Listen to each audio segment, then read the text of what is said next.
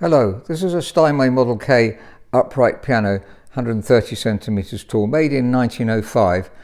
One of the best upright pianos you can get, and it's been fully restored. So we're just looking at it to see if there's anything we need to do to improve the piano and also to appreciate it. So the casework, first of all, is pretty immaculate. It's been well polished and very integral, so beautifully done. Let's see if there's any defects that we can find. Looking on the top, it looks pretty much perfect. So the colour hasn't faded at all since it's been done.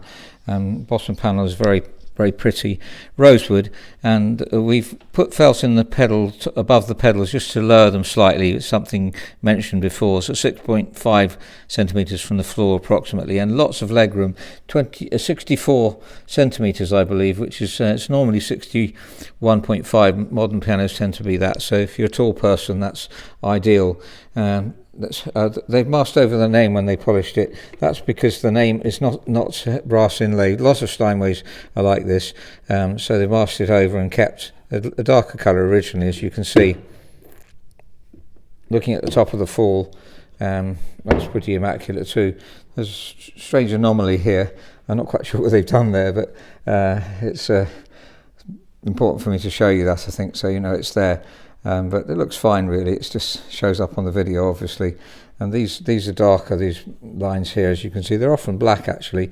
Not sure if these were black originally. They might well have been.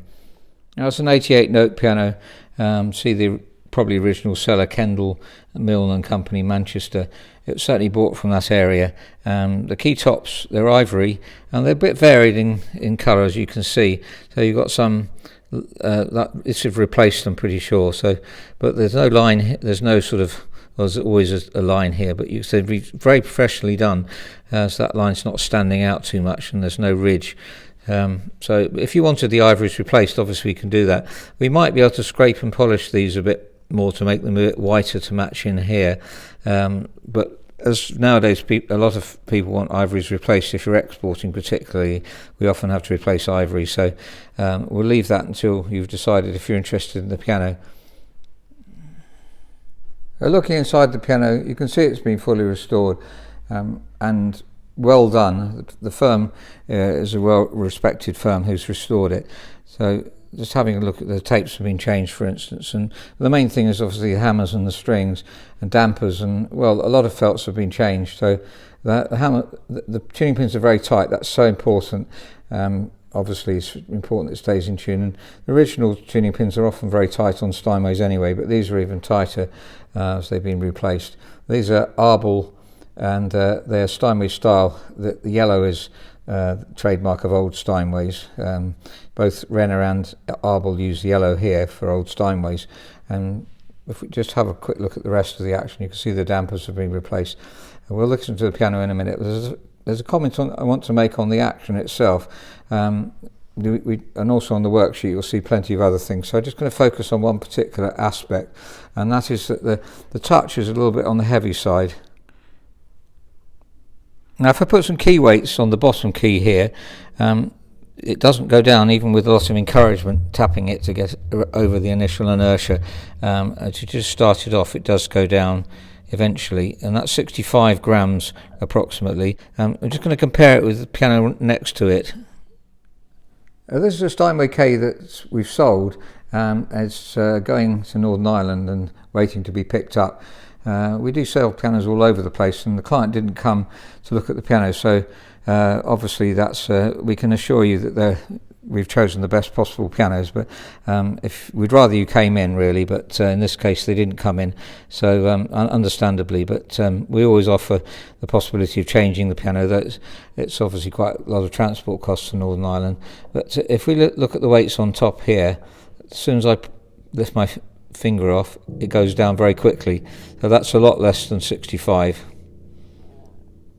So with 53 grams it goes down with a little encouragement. That's really fine for the bottom note on the piano. You want to try and explore why it's got such a problem with weights on the other one. Now if you have a look at the bottom key on the 1905 one, it had already got two weights in.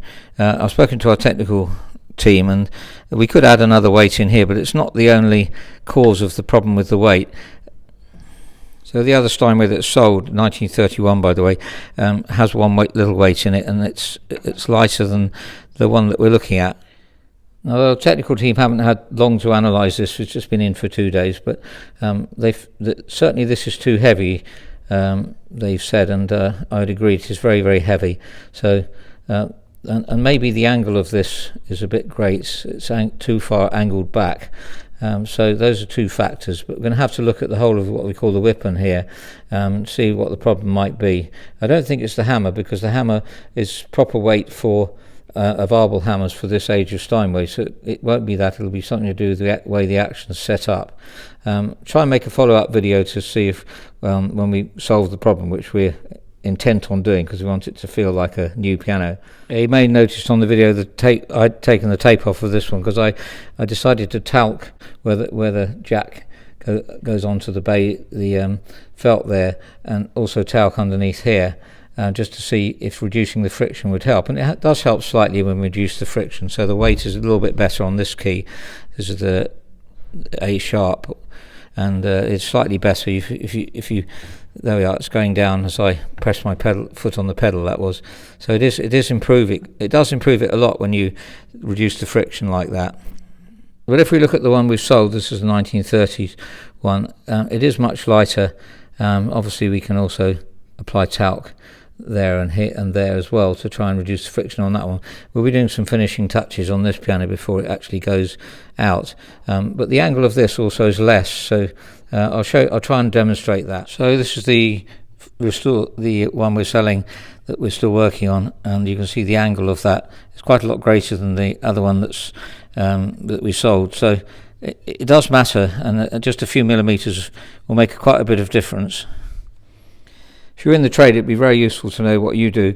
I'm not claiming to be the one who works. I'm not the one who works on the action, so I just can identify the problem when I'm playing it, and the technical team comes to the solution. I know certain things, but they're working on it all the time. So obviously they're the experts and not me. So we'll try and do a follow-up, and certainly if I don't do a follow-up video, I'll write underneath this one later on what was done to get the touch corrected. The tone of this piano, I just want to demonstrate, as we got the other one, we can see the difference. And so listen to the bass strings here. They're slightly out of tune. And here's the one with the original bass strings. Now you've got the original Steinway quality here, and that's quite special. But these new strings on the 1905 one have got a special quality to them as well. That's a beautiful tone. Compare that with the other piano. It's still very pleasant. The hammers have a lot to do with tone as well. These are softer hammers, and these hammers have got a slightly more bite, and we can voice them slightly if you wanted a more mellow tone, but I think that's very pleasant. That's a bit out of tune, sorry. So here's the summary of the assessment sheet. I mentioned most of the things, I think. There's a slight pitch raise to do, but it's very stable piano, and the tuning pins are extremely tight, so that's very good news. 1904, there's the dimensions. The legroom is, if you're a tall person, that's very good news, because that's at least 3 centimeters more than normal. Reconditioned in 2004, or rather restored in 2004, and we can see that another thing I didn't mention, I forgot to, is that one way of reducing the weighting is possibly to reduce the hammer blow. That will give us a different angle as well on the whippen. So if you're in the trade, sorry about the terms. If you're not, you'll understand. But so reduce to 47, maybe even 45. So that's the team will just have to decide what to do. We're just definitely going to make it as good a touch as a new piano. I hope that's helpful. I think I've mentioned everything really. Increase the key dip. The key dip I didn't say is, to me, is 9.5 to 10 millimeters, so that's a bit low. I prefer, the piano other Steinway we looked at was 11, which is my preferred, or 10.5 maybe, but 10 is a bit low. It doesn't give the right feel nowadays. People are used to electric pianos, digital pianos, which have normally 11 at least. So we got used to that. Steinways did have a lower key dip, but even in Bluteners, which had a very low key dip, we tend to increase it. So there's the key weighting. So that's a bit on the high side, and we're going to try and, successfully, I'm sure the team will manage to reduce that. So I'm going to just play this piano and compare it with other pianos so you can get some idea of tone. Here's the 1931 Steinway and the new Feurig 133.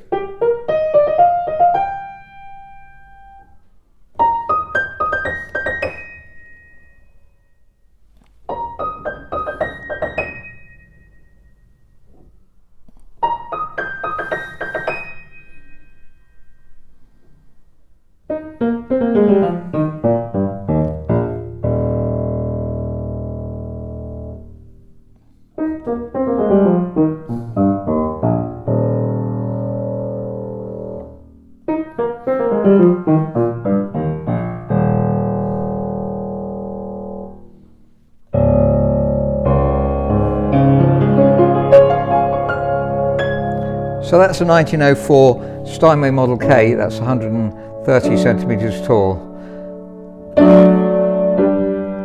And it's been fully restored, very meticulously restored. Though the touch, we're going to have to work on it considerably. Our aim is to make it like a new piano, which I hope we can achieve. And so if you want to use it for study, then it should be ideal. Certainly tone-wise, you won't get a better instrument, I believe.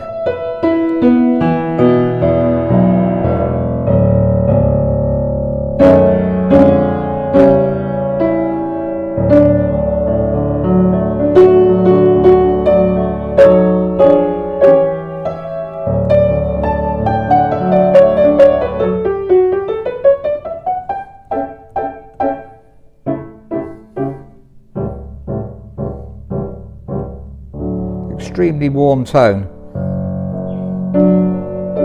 Needs voicing. Some of the hammers are brighter than others.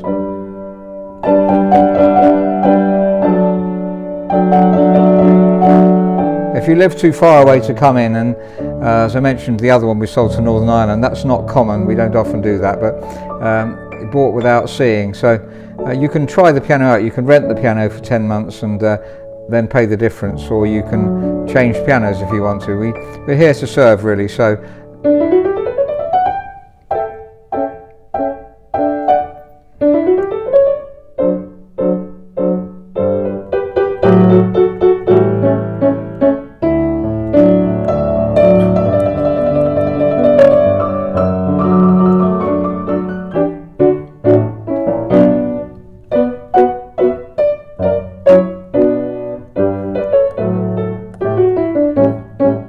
really, I don't believe there's a better upright piano.